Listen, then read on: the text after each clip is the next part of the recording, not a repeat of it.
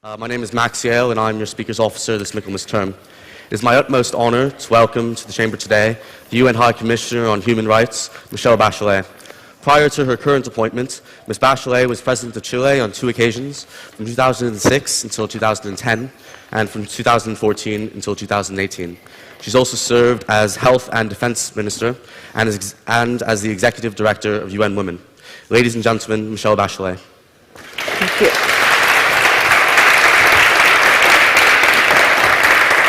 Good morning. Thank you for this invitation. I'm really delighted to be at Cambridge University and to address the Cambridge Union. Well, I think it's a great opportunity not only to speak to you, but also to listen to your concerns. As a new global and digital landscape comes into focus around us, we in the human rights community need to be able to count on the analysis and the innovative energy of young people in order to tackle some of the most pressing issues of our time. Climate change and issues like nationalism, migration, and hatred pose some fundamental questions about our future. But most accurately, these are questions about your future, because you are the largest generation of young people the world has ever seen, are coming of age at a crucial turning point for humanity. And I'm speaking to you not only as a former head of state and government or as an UN official, but also as a mother, a grandmother, and as an ordinary human being who really cares about our world, as I guess you all do. And I define myself as strategic optimism, but I have to say, tactically not that optimistic, but strategically, yes. As Desmond Tutu said, he says that he's a prisoner of hope, always.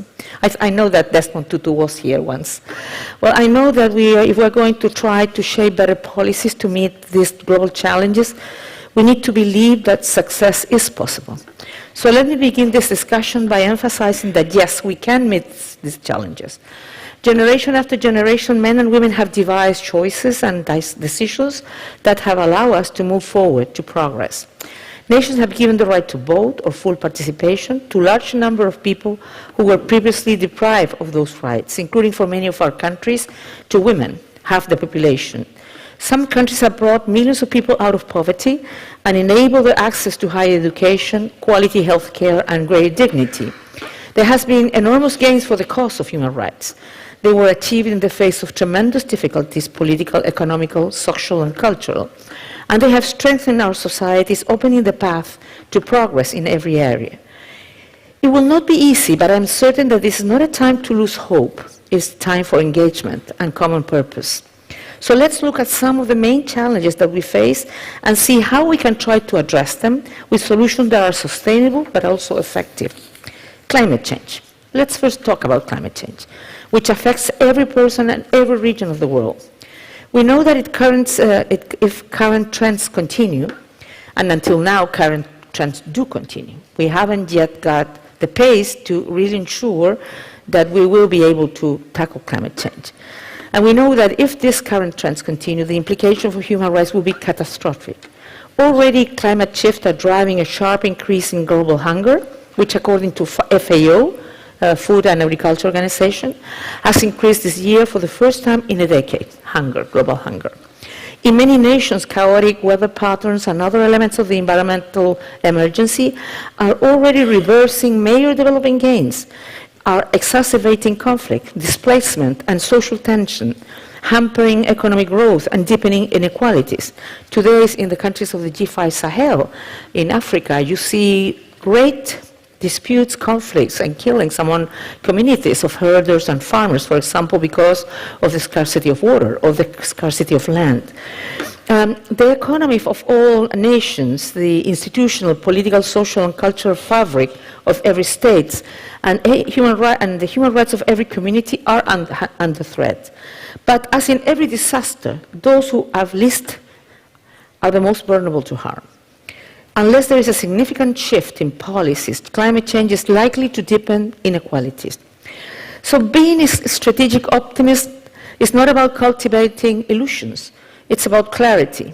And although this reality is grim and the window of opportunity for climate change is closing, there's still time to act. More thoughtful approaches to our use of natural and renewable resources, Policy protecting and empowering marginalized communities, including various social protection initiatives, and better strategies by businesses across their supply chain can be adopted. Human rights principles and law can promote policies that increase our resilience and ability to adapt to climate harms, policies which enable us to benefit from the skills and ideas of every member of society. Effective climate change can also inform and strengthen international, regional, and national policy making, as will be seen next week at COP25. Not next week, but in December. Like many of the other complex global challenges, such as inequalities and the movement of people, the best way to tackle climate change is by engaging the broadest possible participation in decision-making and by delivering on economic, social, cultural, civil, and political rights. Indigenous peoples and women, although among those most deeply harmed, may be able to assist in developing the best climate policies. Despite being driven off their lands by environmental destruction and climate harms, it is the ancestral knowledge and leadership of indigenous peoples that have allowed many of humanity's forests and other resources to still exist. Traditional fire management, weather early warning systems, rainwater harvesting, traditional agricultural techniques, and coastal marine management are examples of their potential contributions. Children are also important actors. They must be protected from climate change impact through a stronger focus on adaptation and by increasing the resilience of the services that children depend upon most, such as water, health, education, and nutrition. Resilience is one of the best tools we can provide in the face of changing climate and to safeguard the opportunities for future generations. But let's talk now about an issue that is independent but also linked, because one of the problems that we see today is that we have an intersection of many of these processes. Migration. There are about 272 million international migrants around the world. Walls and barriers are built based on the idea that shutting down channels for safe and regular movement and deliberately making migrants' voyage more dangerous will deter from leaving their homes. They are demonized, treated like criminals, arbitrarily detained in appalling conditions, and sometimes even separated from their children. But when people face violence, persecution, deprivation, and despair, barriers and walls won't deter them from moving. In the past decade, we've seen policymakers in country after country deliberately stirring up hostility against migrants because the surge of outrage that they generate can yield big headlines and votes. Once in power, some of these leaders have knowingly and openly constructed little barriers to the movement of migrants. But who are migrants? They're people just like you and me, or our parents or grandparents, our neighbors or fellow classmates. Although no state is obliged to accept every person who arrives at its borders, all human beings are bound by the basic value of compassion, the recognition of our common humanity, and surely when faced with profound misery, all of us are bound at least to do no harm. Women, men, and children seeking safety and dignity are not criminals. Most are moving because they have no other choice. Denying this reality will bring security to no one. It can only create danger and death and vastly increase the magnitude of the suffering of many individuals. The Global Compact for Migration, adopted by an overwhelming majority of UN member states last year, reminds us that human rights of all migrants must be, and I will quote, respected, protected, and fulfilled at all times, end of quote. It inspires us to greater international cooperation to address the global inequalities, environmental degradation, and other root causes, which compel people to leave their homes. It is about working together to reduce inequalities, to protect the rights of the people on the move, and to ensure greater freedom and opportunity. But I was saying that there is an interconnectedness on all these things. It's precisely at this moment of growing complexity and interconnectedness that some leaders are turning away from cooperative global efforts to seek solutions. Nationalism, hatred, and discrimination are interlinked and can severely impact the future of our world. Nationalism is on the rise in many countries, accompanied by outspoken racism, xenophobia, and other forms of discrimination, including attacks on women's rights and the rights of LGBTI people. The rise of hate speech, racism, and pushback against the rights of racial and religious minorities in some countries is a source of concern. Around the world, we see some politicians or would-be opinion leaders who are only too eager to demonize some of society's most vulnerable and marginalized people for political gain. This constitutes a clear attack on the core of the human rights agenda, which is the equality of every human being. We're seeing a revival of anti-Semitic and anti-Muslim attitude and violence in many countries. We're witnessing what seems to be a resurgence of an openly voiced racism. Hostility against women, LGBTI communities, racial or religious minorities, and migrants is whipped up in online spaces where hate and isolationism flourish and negative attitudes have become part of the wider public discourse. Regarding women's rights, I acknowledge the tremendous progress not only in my lifetime, but in the lifetime of even the youngest person in this room. In almost every workplace and institution in this country, there are more and more women in leadership positions, and this is true of many countries of the world. Issues that once were considered private, such as domestic violence, or that were normalized, such as sexual violence in conflict, sexual harassment in the workplace, or seen as trivial, such as maternity and paternity leave, are taken far more seriously as a matter of public policy. More and more governments talk about women's rights as human rights, and women's rights and gender equality are acknowledged as legitimate and indispensable goals. Maternal mortality has been halved, and the availability of use of contraceptives has sharply increased. Not enough, though, because I'm just coming from the ICPD conference in Nairobi, and there's still a big gap for access for women of all ways of sexual and reproductive health and rights. Women live longer, we are healthier, we have more opportunity to develop skills, and broadly speaking, we have more choice. Yet, there are still many issues to be addressed. Women continue to be poorer than men. They have fewer opportunities, less access to basic services such as education, and a lot of less freedom to make their own choices and raise their voice.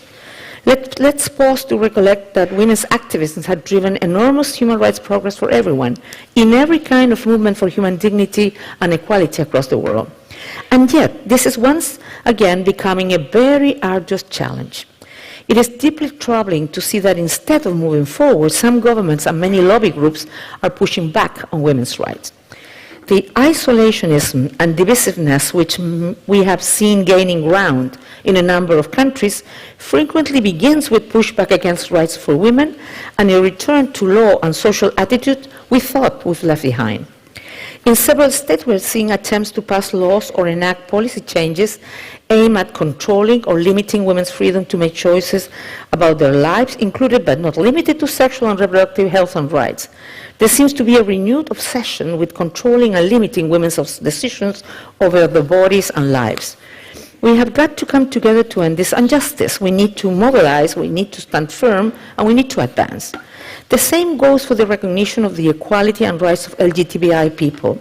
We have witnessed the progress in many countries in the past decade, but these advances too are increasingly suffering pushbacks. It is essential that we defend and protect LGBTI communities from violence and discrimination. There should be nothing controversial about stopping people being murdered or executed by agents of the state simply because of whom they are or whom they love. LGBTI people are entitled to the same rights and the same protection as everyone else. If women and LGBTI communities face discrimination, if racial and religious minorities face discrimination, if indigenous people face discrimination, then all of society is harmed, all people are held back, all our lives are impoverished.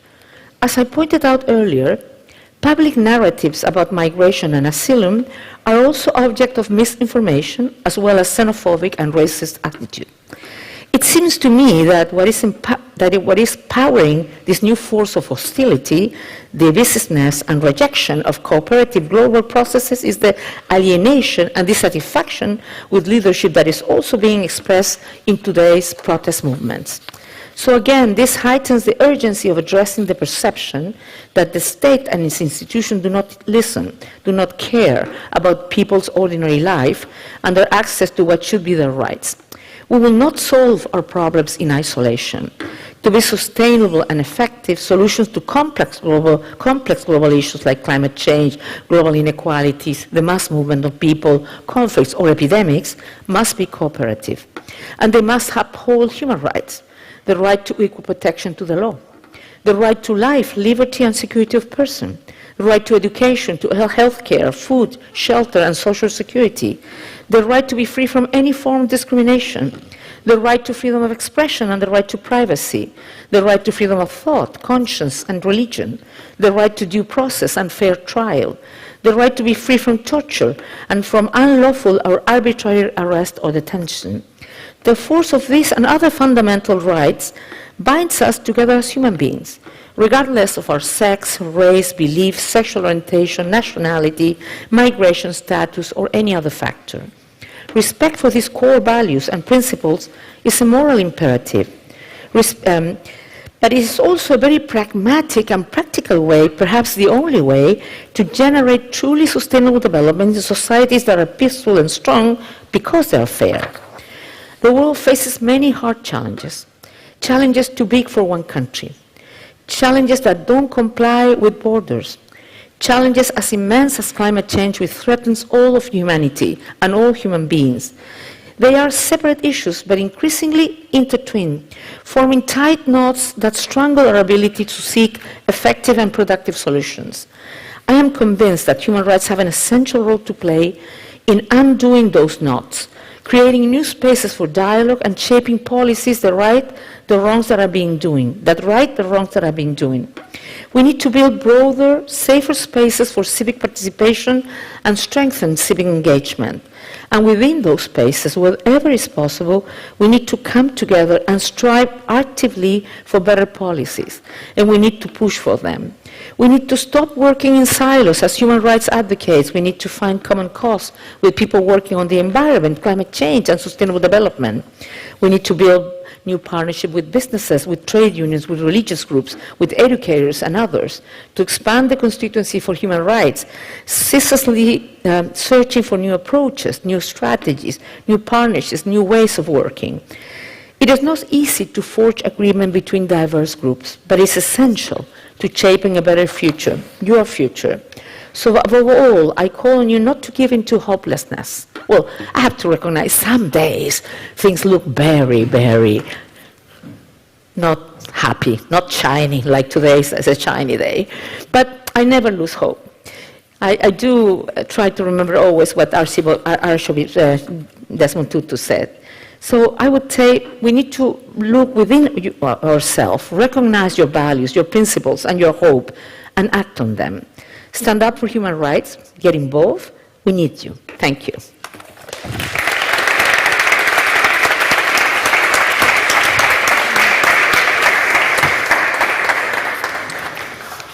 Thank you.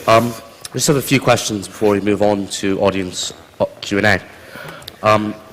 A fortnight ago in Sydney, you said, quote, "Human rights are not some practical philosophical ideals. They are sound policy choices which build strong, healthy, secure, peaceful, and thriving societies." If human rights are sound policy choices rather than something based in philosophy, from where do they draw their legitimacy? Do you not think human rights should be perhaps something greater and above matters of policy? No, I mean, of course, they're based on principles and values and philosophy, of course. But it's not an abstract thing. That's what I mean, because sometimes you talk to people on human rights-based approach. I mean, my people in the office used to use the human rights-based approach. But some people don't understand what you're talking about. What does it mean to really make it practical as well? It's not about talking in abstract of human rights. It's about how you ensure that human rights are mainstream and their approach is included in the policies that will make people's life better. For example, if you have this human rights-based approach, if you are going to, for example, let me use health because I'm a doctor, a medical doctor. You can know any policy that you will do. You will do it, for example, thinking who's being left behind. And what are the kinds of, how you do these policies, not bottoms up, but, for example, working with participation of communities to understand which they are their main health concerns, main health needs, and not bureaucrats in the ministry doing it, and maybe not getting it well. So that's what we mean when we say that it's also it is conceptual, of course. It is based on philosophic values, principles. You know that the Universal Declaration of Human Rights was developed after the two world wars, and it was because humanity was so horrified what has happened in the First and particularly in the Second World War, that they thought, okay, which is the world we want to live in? Which is the way we want to relate to each other? Which are the rights of people just because we're all human beings? And you know, one thing when you discuss sometimes with countries from other culture, if I may say, they tend to say that this is a Western construction. And it's not a Western construction. The commissioners were, the chair was Eleanor Roosevelt, but the commissioners were from all over the world. And you had Chinese, you had Indians, Chileans, Peruvians, of course Western countries as well.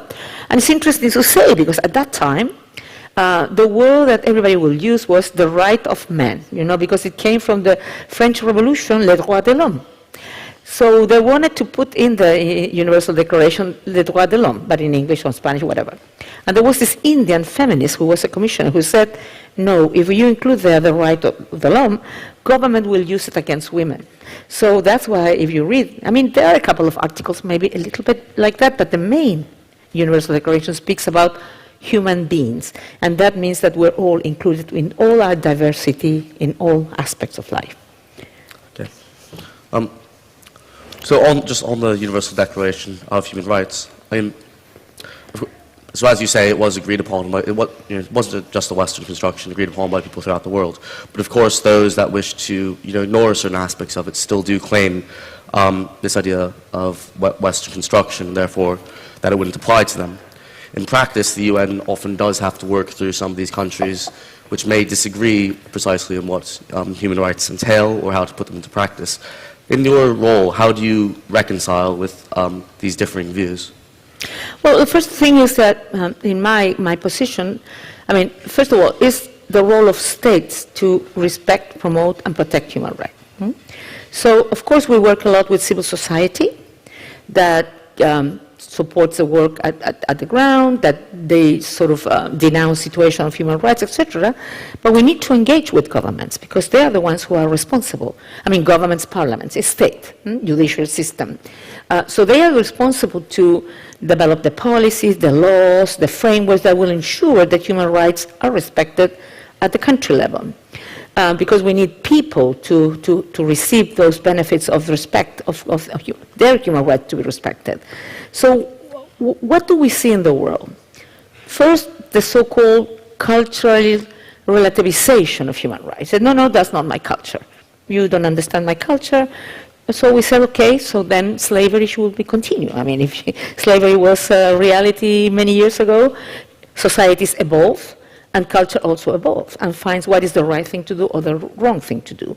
And as a matter of fact, in some of these areas, there has been achievements. For example, I just said, came from Nairobi, and Nairobi has a lot of zero gender violence, and it includes FGM, female genital mutilation, and child marriage. And for long time, people wanted their children to be married very young because they will feel that they are sort of protected. And FGM was a cultural. But today, in more and more countries, they are understanding that that is a harmful practice for women, and they're changing their laws. It's banned in the majority of the countries, but it's not only about banning, because then you could have people who do it anyway at the village. So it's a work that you need to continue doing. But how to engage with governments? There are the two things that you listen many times to excuse violation of human rights. And one is that they're fighting against extremism. In many societies, it's true. They have armed groups that are doing extremist activities. So what we do is say, look, one of the main state roles is to provide security to the people. But we do have international humanitarian laws and international human rights laws. So you could do your job, but do it in compliance with this international law. So we provide, in some places, the ICRC, the Red Cross has done it for many years, training on the security forces when we work that with governments, so they should do their job, but not violate human rights. There are ways of doing it without violating human rights. Or we work with the judicial system and try to generate a response where the judicial system is first independent from the government, so they can do the right decisions. We can strengthen their capacity. Sometimes they don't have a particular, that states are very small. For example, they have asked us, look, we don't have any judge that is expert on child's rights, or for example, in Liberia, when Ellen Sirleaf Johnson, she came into the presidency, and there was, after the war in Liberia, there was a lot of sexual violence and rape. And when they went to the tribunals, because they were mainly men with no gender perspective, they would say, oh, come on, it's an issue of the war. So she developed a special tribunal made by women judges, or you can train the judges. So there are many things you can do, even though you can find sometimes, sort of a difference, or they have their own arguments why violation of human rights are being developed. You can find entry points. And one of the good entry points is the UPR. The UPR is the Universal Periodic Review. Well, let me explain, maybe, I don't know if all of you know how the system works. The UN has a human rights system. In this system, there are many different mechanisms. One is my office, the Office of the High Commission of Human Rights. And the Office of the High Commission of Human Rights is full of lawyers, experts in human rights. And what we do is we monitor country situation, we make reports, and we give recommendations. And also, of course, when it's needed, we stand up and speak, what some people call name and shame, because we need to be the voice of the voiceless, but we need to give capacity building and technical cooperation to governments so they do the right thing. But also we have the Human Rights Council. That is member states, like you have heard much more probably of the Security Council. Well, the Security Council is in charge of peace and security, and the Human Rights Council on Human Rights, and it's in Geneva, where we also are. And it's intergovernmental. Member states are elected every 2 years or 3 years, and they discuss on country situation, they make recommendations, and also these thematic situations as well. Climate change, digital, etc. But also there is this Universal Periodic Review that every 4 years countries go there. They will give a report of their human rights situation, but they will receive observations, critiques from their peers, member states, and they will receive recommendations. They will approve some of them, some not. The majority are really approved by countries, and they have to come back 4 years later and show how much progress. But there is a midterm review in the middle to say, look, I'm progressing. And that is also, for countries, for governments to be analyzed by peers, but also to have to come and show progress is something that is an opportunity for us to ensure that that happens. The other thing is the so-called treaty bodies. There are 9, 10 treaties and covenants. It's human rights, the right of the child, CEDAW, that's of the women, torture, that's 9. And then every year they discuss country situation, and they also receive allegations from individuals around the world about their own situations. And many of the decisions, this is experts around the world, many of the decisions, the legal decisions that they give, they are used afterwards by some tribunals and as a precedent that will help in people's defense or in people's allegations against state or against whatever it is. So there is a whole system, and we have also the special procedures, that's the special rapporteurs, and probably you many times read that special rapporteurs on many things: arbitrary detention, extradition killings, torture, on children's rights, on the indigenous people. There are 80 people, but because we also have the group of experts of Yemen, the group of experts on people of African descent. There are lots of different things, thematic, country, situation, or sort of principles of freedom, rights, and they go to countries, analyze, give recommendations, because the idea, of course, they name and shame usually, but they also give recommendations. So country would take this and improve the rule of law, the judiciary system, or whatever is needed to do. So there is a whole system, and we provide the support. We do our job, but also provide support to the whole system as well, just to inform you. That's why. It's a bit too much information, I know, but sometimes don't know it. So sometimes they say, you are the president of the Human Rights Council. No, I'm not the president of the Human Rights Council. Why they created this figure of High Commissioner? Because that is intergovernmental. And intergovernmental is about politics. And in the world, people in politics, they are groupings of member states, so the High Commissioner is independent. It has to have an independent voice that can speak for the ones who are voiceless. So with all of these different branches and the bureaucracy to go with it, do you find that it can sometimes distract from your necessary work on the ground? Or do you think it's easy enough to differentiate the different work that's done? No, our office, we do have people on the ground. But it's, the UN has, when it was created, it created and defined 3 key pillars. One was peace and security, development, and human rights. And they're all intertwined. You won't have peace and security if you don't have enough development and people are left behind, and you won't have if you don't respect the human rights of the people. You won't have peace and security as well. So, and we need peace. They're all intertwined. But the thing is that we do, but why I say this, because we are supposed to be one of the 3 pillars, but we're the smallest. So we don't have people all over the world, but we do have human rights advisors at the office of the UN in countries, in like 78 countries. We do have regional offices in different parts of the world. We have human rights component on peacekeeping or political missions in the most conflict areas. So through all of these things, we work on the ground. So, and we work supporting civil society, human rights defenders on different levels, environmental, indigenous, women, etc. We support with UNESCO the protection of journalists that have been under threat, and we have had a lot of killings with journalists and on human rights defenders. And so we do it on the ground as well with particular and concrete plans, projects, support. We work in synergy with with UN Women, with UNEP, with UNDP, with different agencies. So, because we are small, but we provide like the human rights perspective approach and advice to. So all the different acts of the UN will include and mainstream the human rights perspective, if I may say.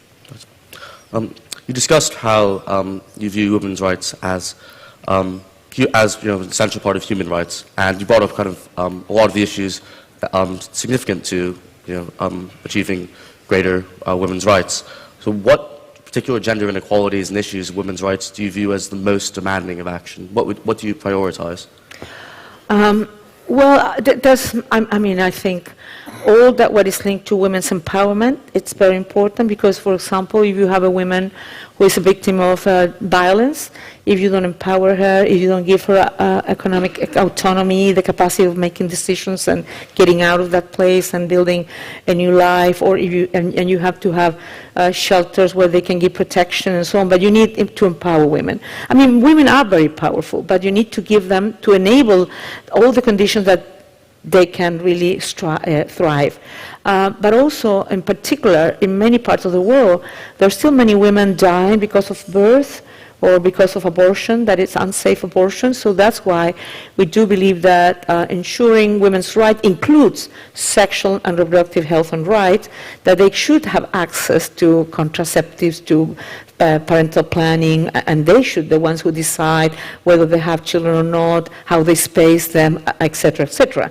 So, so I would say the autonomy, and of course I believe that in order to progress much more, we need much more women in decision-making positions, because many times there is no clear commitment to women's rights because it's only men there, and they don't have the reality, the same reality of women, and they don't have the same perspective even. So I think it's necessary, men and women, but we need more women on board on politics, on businesses. There are not so many women in businesses, on boards of business or CEOs, etc. There's a lot of progress. When I mention a lot of things, I mean, if we compare to 76 years ago when the Universal Declaration was written, yes, there has been progress, but still we are really, the face of poverty is the face of a woman. When there are these climate disasters, still women are more harmed. I mean, still women are much more vulnerable. And of course, you can intersect with other things. If you have Afro-descent women, poor women, disabled women, they're even much more vulnerable than others. So one of the things that we see is the intersection of different realities can be very harmful for women's rights in many places. So we need to work on all those dimensions. I think I'm going to open the floor to questions. So if you have any questions for the High Commissioner, please raise your hands, and a steward will bring a microphone to you. Right, just there.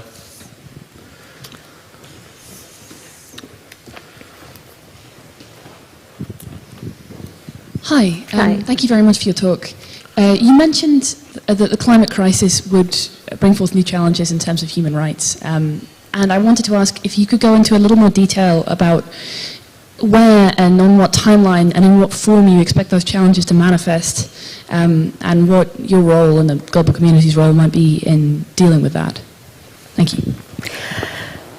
Well, the first thing that climate change is not something of the future, it's happening today. And if we don't do enough, I mean, the estimations are very bad. We won't be there 2030, neither 2050, we might be 2070. There will be 2 more decades, and we will be seeing the consequences.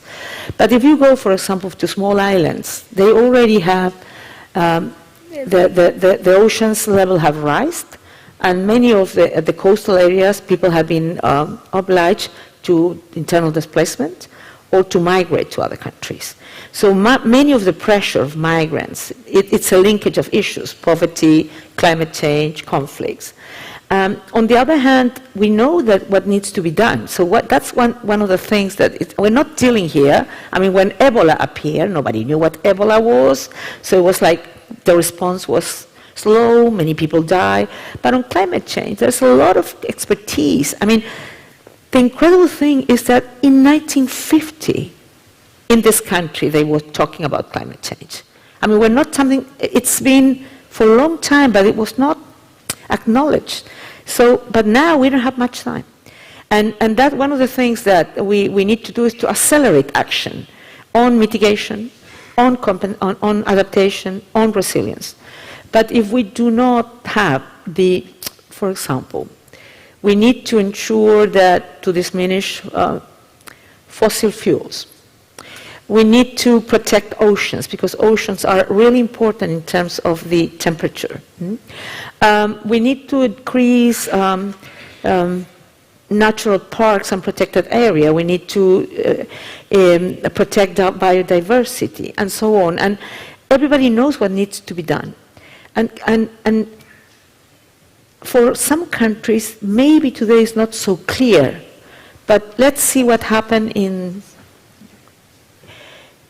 during the last hurricanes. Because what you see, some people say, look, in the world there always have been hurricanes, there have always been fires, there have always been A, B, and C, and you cannot say that climate change is the cause of some of the things.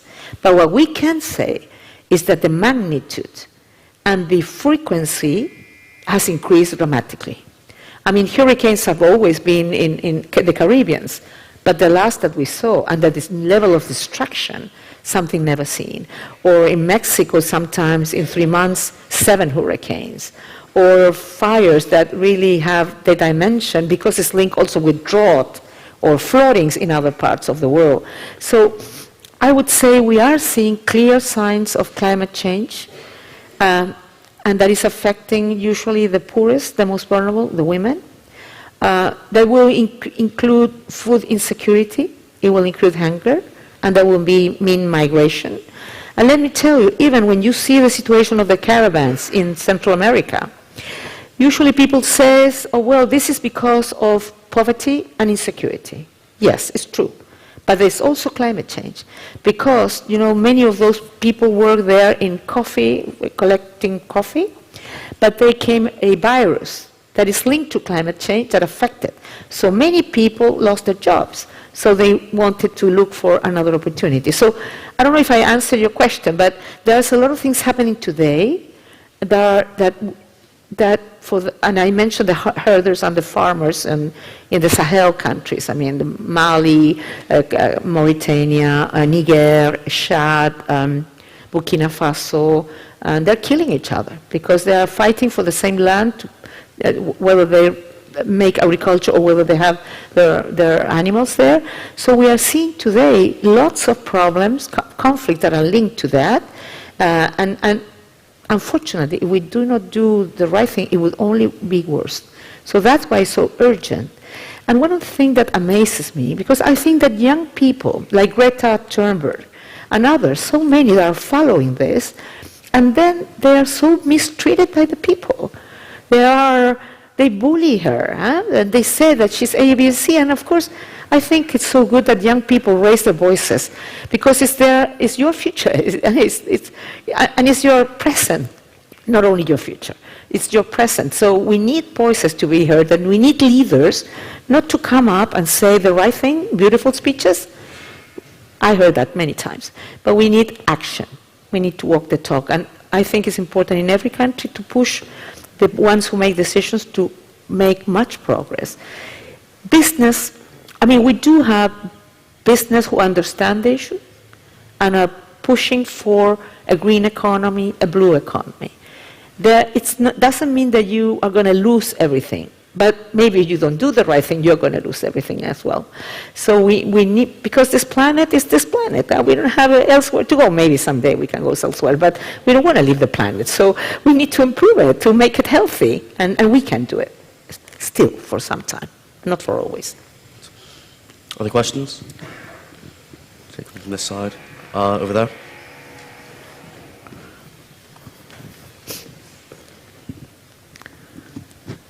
Thank you. I wanted to ask you this question just because you're in the rare position of having been president of a Latin American country for 2 periods. There are ongoing protests in Chile, and the president of Bolivia has just had to flee the country in the context of questions about the legitimacy of elections. Venezuela is in crisis. How do you think that the problems that Latin America are facing have changed from your first term to your second, and what do you think is driving that change? I mean, I'm not sure I could tell you the list of countries who are going to the same situation. What I mean to say is, in today's world, from Africa and Guinea to Lebanon to Latin America, when you can see Ecuador with the indigenous, then Chile, then Bolivia, but you also see Nicaragua, Venezuela, and you also see France. And there's many countries where the people have gone into the streets. And I'm going into the streets because, I mean, different things trigger that. In some places like Guinea, it's because the President of the Republic that has committed himself in the past not to look after a re-election. Now he's trying to change the constitution so he can be re-elected. And people are there because they want a more democratic process and not to go backwards to leaders for many years in governments. In other places, it has been because the election has been challenged, like in the case of Bolivia. I'm talking before the resignation of Evo. I'm talking about when people went into the street to protest against the result of the election. In other cases, like in Chile, it was triggered by the increase of the prices of what you would call the underground. And of course the transportation system in a moment where the economy is not doing very well, like in the whole world is not doing very well, salaries are not going up, so people, were like fed up. But what I would say that is common all over the world is, this is a personal opinion I have to say, not as High Commissioner of Human Rights, because as High Commissioner I should not give political opinions, neither I have to be neutral, objective, and I am every time I look country to country. Even I have a mission in Chile, they're the ones who are going to make the report, and then they come back and give me the report of what they have seen and the recommendations that we'll provide to the government and to the civil society. It's that the world today, neither the political system, neither the economical system are giving the responses and the results. They're failing people. And we have the highest levels of inequalities in the history of humanity. I was mentioning how hunger has, after a decade, is going up. Inequalities are growing dramatically, not only in developing countries, also in developed countries. So my opinion is that the current economic system and the current political system is not needs to be really reviewed and probably make big changes because it's not responding. So people are feeling left behind, and they're not feeling left behind, they are being left behind. You have people who are going into poverty from the middle class and you have lots of things where you have elites who are with huge privilege benefits, like the 1%. I mean, Oxfam made a report where 26 families in the world have 50% of the richness, of the wealth of the world. 26 families. I mean, it's something that you cannot believe. So I do believe we have a huge structural problem. This is not a contingent problem. There is not that, I mean, sometimes some governments do it better than others. Some governments believe more in social protection than others, so they advance in better policies to ensure that those inequalities can be addressed. But I think it's more than that. I think it's really structural, and we have structural problems in the world as well, because you see all these tensions between the US and China that we don't know that we could lead. I mean, the Secretary General has mentioned many times that one of the big concerns is that the world could be divided again, but that we could have sort of two kinds of currencies, two kinds of internet, if these kind of tensions are not solved in the best possible way. So, yeah, we're living in a very complex world today. And let me mention something that, for me, is something that has been in my thoughts for some years. There are some people who believe that there's a tension as well between what they call old power and new power. They say that the old power is how traditional institutions are organized. Vertical, a leader leads the processes, it's a little bit less transparent, and that happens in governments, in institutions, in politics, elsewhere. But you have this new power, they say, these new movements where people, there's not a leader, it's peer leader driven, it's more horizontal, more transparent. It's much more difficult for governments to deal with that, you know, and you see it in all these movements. That not one person, you could say, is responsible for all of this movement, be it in Chile, in Bolivia, or in Lebanon, or even the Gilets jaunes in France. It's completely different, and I think this is a new, and of course helped by social media and technology. It's completely different, and I feel that current people in charge of different things don't know how to produce this connection between the old structures with these new things. We need old structure. I mean, we need continuity and so on. But we need to include much more how this energy can be supported, how government listen to this energy, and how it can be driven into something constructive and positive. And I think we need to think much more on that. And you there in the university, you should help us on that, because really, I thought, I was at UN Women when the Arab Spring was happening. And I was invited to a seminar when the question they asked me, how we ensure that these young people get involved in political parties. And my first thought is, why should they?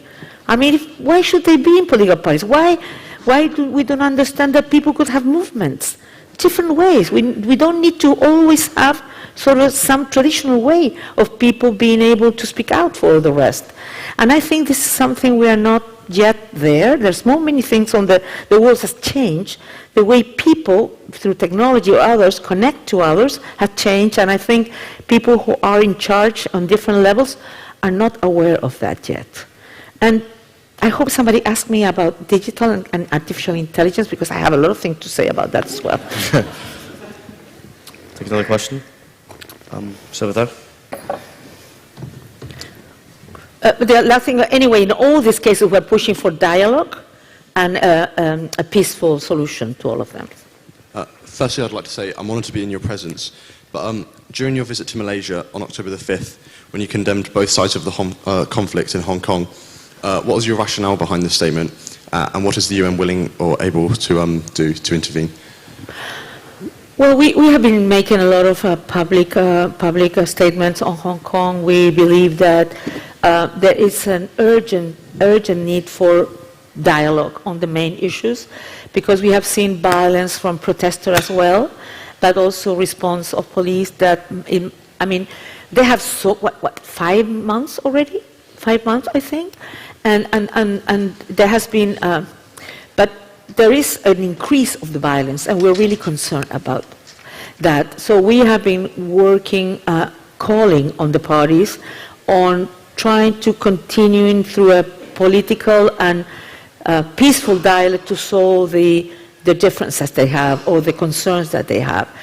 Well, we see, though, in many of these processes, movement, they start, as I said, they are triggered by one situation, but then they expand to many other items. The demands grow, because at the beginning was because of the idea to send prisoners to mainland. Remember, that was the thing that was the first thing that started the movement. But then it was about many other issues that they were concerned. So, but you see the same in many places of the world. For example, I mentioned in Chile was the increase of the underground process. But the other thing that I should say is on social media, that people know what's happening elsewhere, and they tend to do the same thing. For me, it was surprising that the students in Chile, the first thing they did, went to the underground, and the way to protest was to evade the ticket. So there's this thing, I don't know the name in English. Turnstile. Huh? Turnstile. Yeah, that stuff. And so you pay and you have to go through it. So they jump over it. And thousands of them jump over it when they then put into fight other violent things that are condemned. But I saw 1 week and a half ago that in New York, young people did exactly the same thing, but protesting against police brutality, against Afro descent. So people tend to know what works in one place and use it in another place. In the case of Hong Kong, we are calling for restraint of violence, both sides, and to insist on a political dialogue. And we're doing we are always, every time we believe we need to speak out, we speak out. I think you have time for one more quick question. What's that? Thank you. You spoke about the need for more women in political leadership so that they can, I guess, represent women's interest in policy formation. But it seems to me very difficult now for women to have a public profile, partly because of the rise of very aggressive and coordinated online harassment campaigns. And I wondered, can we have a right to non-discrimination and freedom from harassment online? And what would that look like? And does it fit within existing international human rights law frameworks? Well, I mentioned hate speech because in the case of women, it's a mixed. In the European Union, there were like 40% of female parliamentarians through online. They have been victims of violence, of threats of death, but threats of rape. And sexual violence through those media. And of course some people have been physically attacked and so on. But the problem with the social media is that can be spread so easily that can trigger acts. And we saw it in Myanmar. In Myanmar, through social media, the hate speech against the Rohingyas was really impressive and triggered violence against the Rohingyas. So this is an issue we have been working on the UN very strongly because we're really concerned about hate speech because it's increasing all these very bad tendencies of xenophobia, racism at the end, and of course anti-women's issues as well. But the thing is, the discussion is, in many other places, social media online is restricted in terms to restrict freedom of expression, freedom of assembly, freedom of participation. So the theoretical question, because there is an answer, how we sort of make all the measures needed to avoid hate speech from spreading, but how we do it in a way we don't stop people from participating, given their opinion. So we believe that hate speech is clear. There are a clear definition of what is hate speech, and that is unacceptable. And you can have a political opinion, but when you, what's the word? Because of what you say, you undermine people, or you want to sort of incentivize violence about people because of their gender, because of their race, because of their sexual orientation, because of their religion, that is hate speech. That's not freedom of expression, and that's unacceptable. And we have been working with the companies. I went to Silicon Valley, and of course Canada and others, because I do believe, and I'm going to use your question to talk about technology, because I talk to you because you are young people, you use technology. But what do we find? That developers, I went to Google, and developers in Google, 70 or 80% are white male. 4% are Latinos, but of those 4%, 2% are developers. The other probably are people who worked in other issues. Afro descent, 2%, but only one developers. Why I'm mentioning this? Because what has been found that many algorithms for artificial intelligence, they are biased. I mean, it's interesting because I went to a meeting, the guy said, look, robots will be very much better because they won't have the bias of humankind, of humanities, of human beings, sorry. But they do because they are done by developers who have bias. And for example, there was this platform for recruitment that, I don't know if it was Microsoft or no, which one? Well, one of these big companies doing, and they found out that they were gender biased and Afro-descent biased. So those people will not be hired because they have, and this algorithm, maybe they're not even clear for the developers, but they do it. So, and the other problem with technology is facial recognition is being used in many countries, to identify either political opponents and there also facial recognition is gender bias and Afro-descent bias. And in Canada, they were telling me they were making these robot soldiers, that through facial recognition, they will target who to kill. And robots don't have ethics problems. They cannot define what is the right or the wrong thing to do. If they just put your face in it, they will shoot you. So I think technology, we're working, but it's linked with what you ask.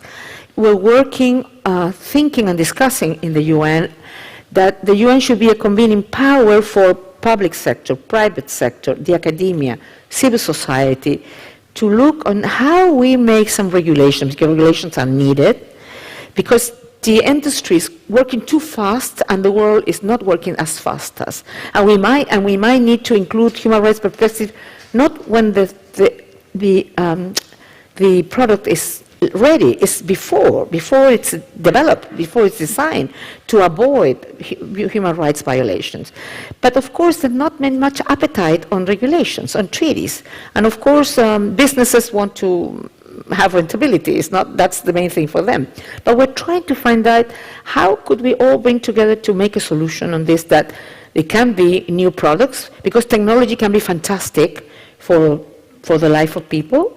It can also be very good even for human rights investigation. We had found out mass rapes thanks to satellites and other things.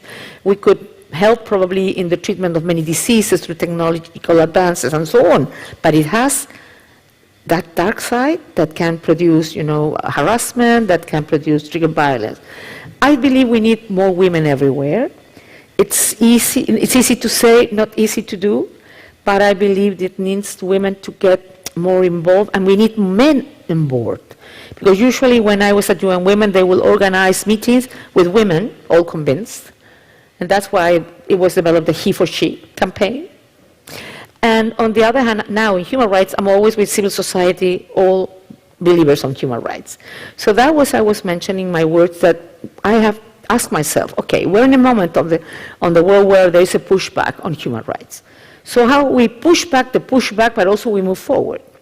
And I think the only way is to stop working in silos, because when I walk to countries, the women's working in women's issues, mainly women. LGBTI communities on LGBTI, environment, indigenous on indigenous, and so on. And I think we need to reach out for more people to get involved on these issues, more women involved in women's issues, but also more men involved in understanding that the best society to live in with men and women are the rights the same. And we need to build partnership with others, because that's the only way to, and we need to have solidarity among women, because that doesn't exist always. Sometimes the women could be the worst against another woman. We're not always good, I have to say, and in politics in particular, not always. But we do need more women in the decision-making level, and women can do it. So we need to find, in different countries, maybe different answers, that's not one size fits all, but I think we need more community, fraternity, if I may say, and we need women leaders to show that it can be done, and to be role models for young women that will want to, be involved in politics or in social issues or whatever issues they want. Good. Well, I think that wraps things up. I want to thank you, High Commissioner Bachelet, for your talk. I hope you all thought it as interesting and insightful as I did, and I trust you all join me in a round of applause.